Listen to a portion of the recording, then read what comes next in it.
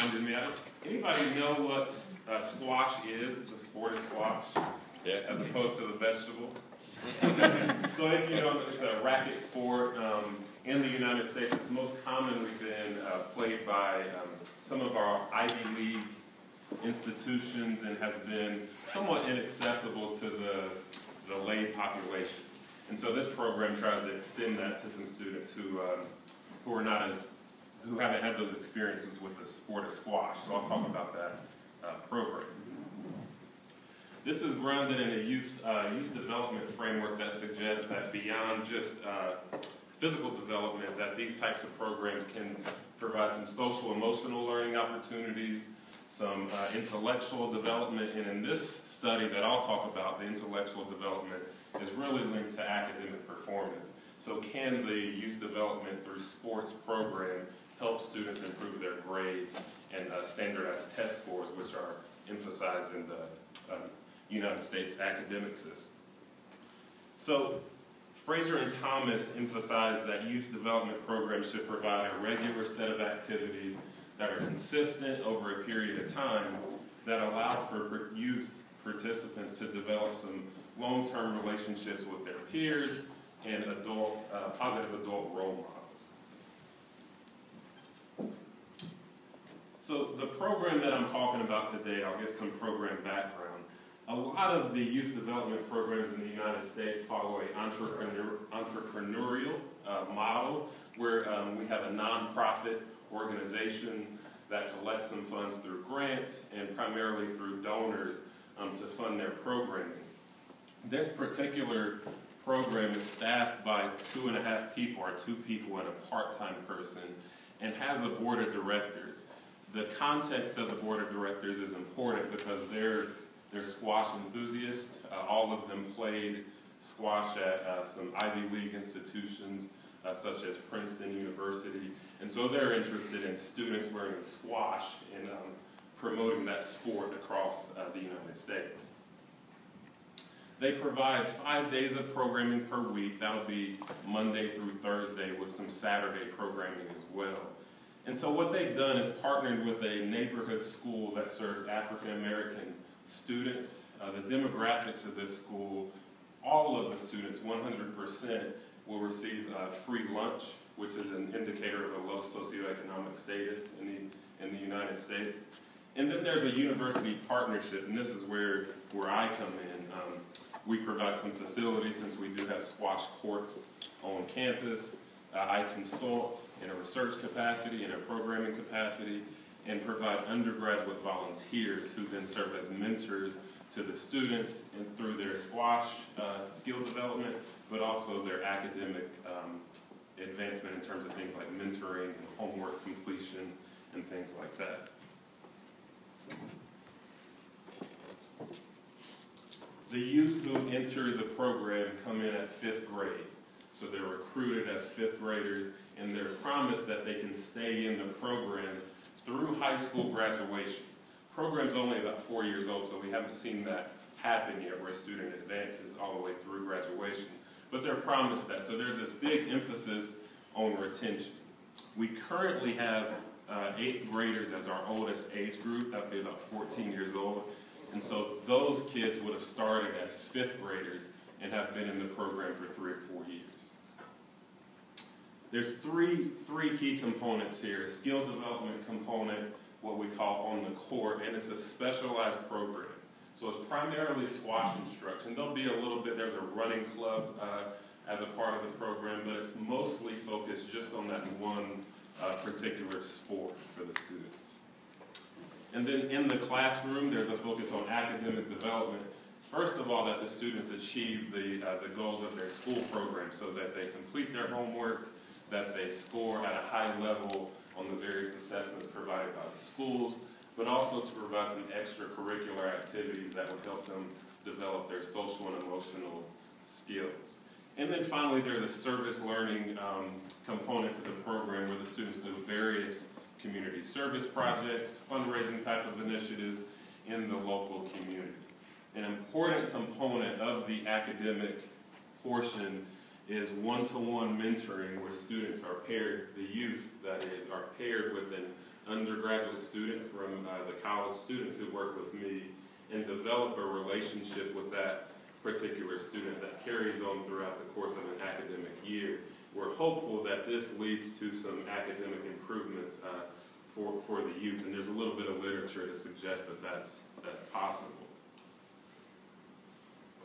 The methods for what I'm reporting today, I have some descriptive statistics about the students' academic progress in the program that was provided by the school district, some qualitative interviews from 21 of the 24 participants for the particular year that data was collected, 2012 and 13.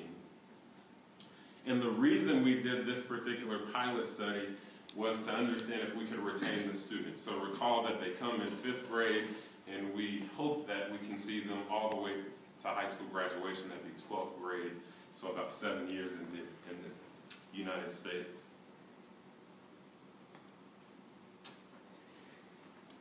A snapshot of the academic progress. The general picture is that we do see that the students do better after joining this program, and that makes sense. They get 4 days through the week, making sure that their homework is complete and things like that. So we see the students who come in the first year, that was 9 students during this particular year, came in at an 86% academic average and ended the year at a 92%. So that's something that we're happy to see.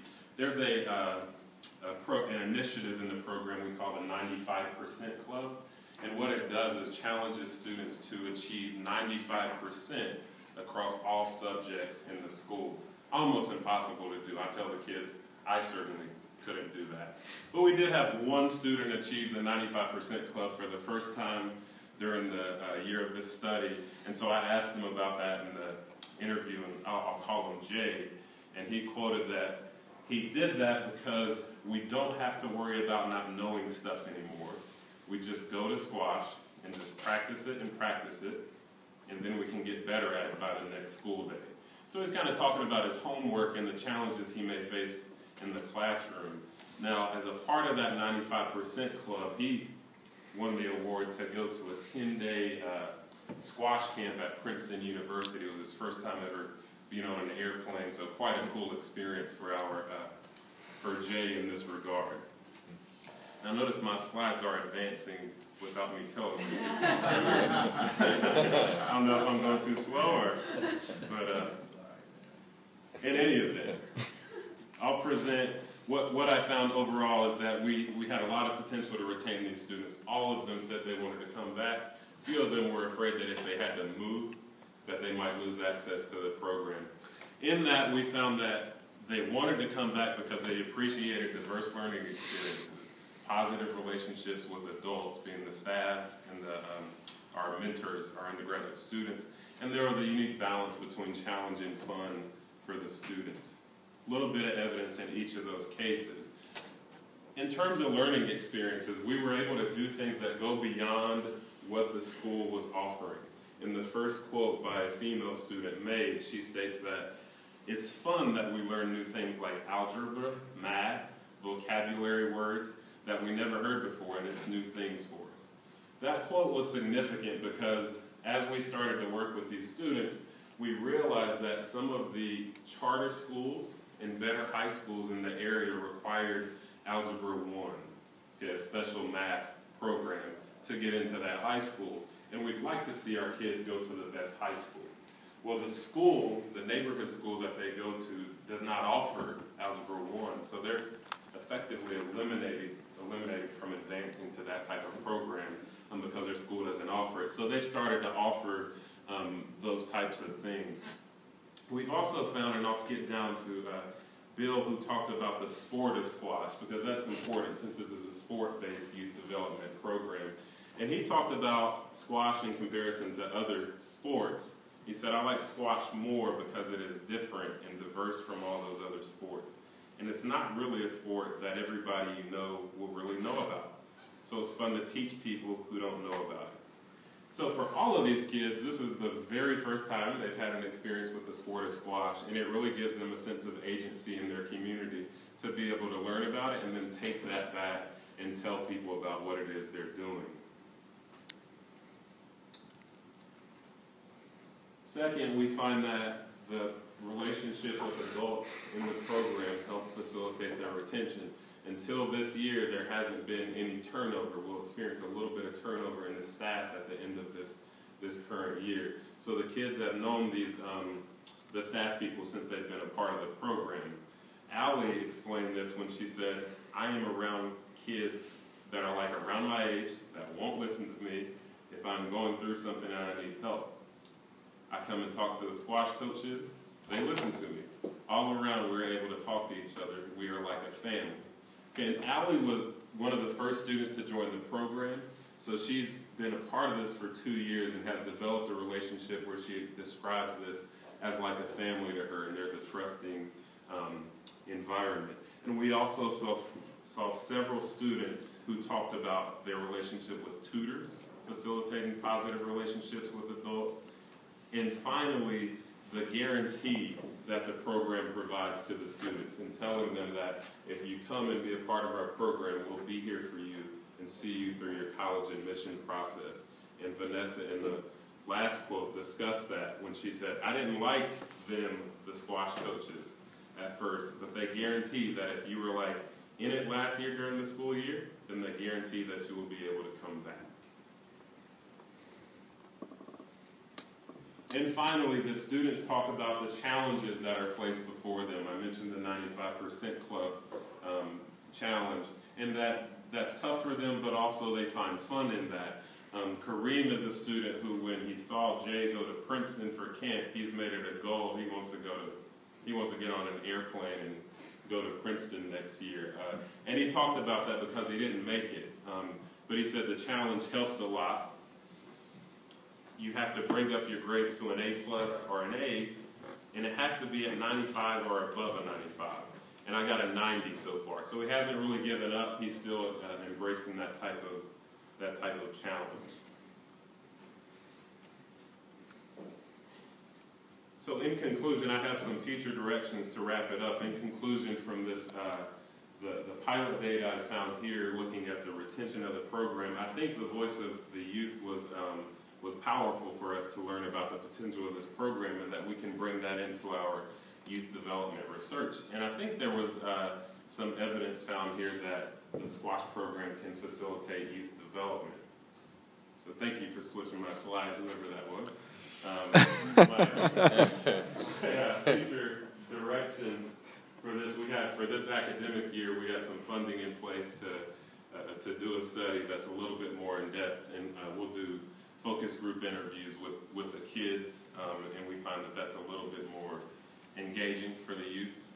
We're also engaging with the parents and guardians of each of the kids in the program, the school principal and teachers who specifically work with our students, and then the mentors that we have put in place. Along with that, adding in some observation instruments so that I can talk about the quality of the program and have some evidence that it is a quality youth development program being offered when the students explain the types of experiences that I've given a little bit of background on today. And adding in some quantitative survey skills that include a very extensive youth experience skill, personal social responsibility questionnaire, and a belonging scale. Hope to have that data in hand this summer, and we'll see what I can learn further. Thank you. Questions?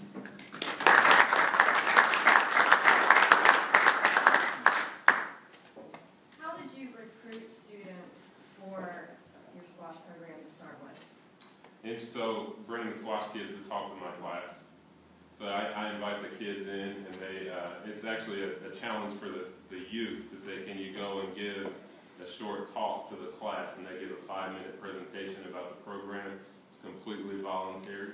I'll have an entry-level class of sophomores, about 40 students, and out of that I'll probably get 15 that come out to volunteer. About 5 of them will love it so much they really stick with it. Yeah, so let the kids speak for the program. Mike, I'm just wondering with the, you talked about, I guess it's the upcoming phase, you're going to have focus groups with parents, and that's something that, a lot of times with TPSR programs, if they're targeting underserved youth, it's hard to get that parental involvement. But you sound pretty confident that you you've got that investment from them. I'm just wondering, how did you manage that? Do you have any words of wisdom or strategies for how to get parents involved in the evaluation of a project? Yeah, good question. Work for you? I would have liked to have had parents involved in the data I presented here. I didn't have any way to incentivize that, and I didn't feel comfortable asking them to donate so much of their time without that. And so I have some grant money to provide I think it's $35 incentive for an interview. And so each of the parents is involved. We have a beginning of the year meeting where I was able to go in and tell them what it is I'm doing. And I think they feel like I have good intentions and want to help their kids out. And so they're very happy to help out. But they're in a tough socioeconomic position, so I think it was important to be able to provide some type of incentive for their time to allow me to do that going forward. Thanks, Michael. Thank you.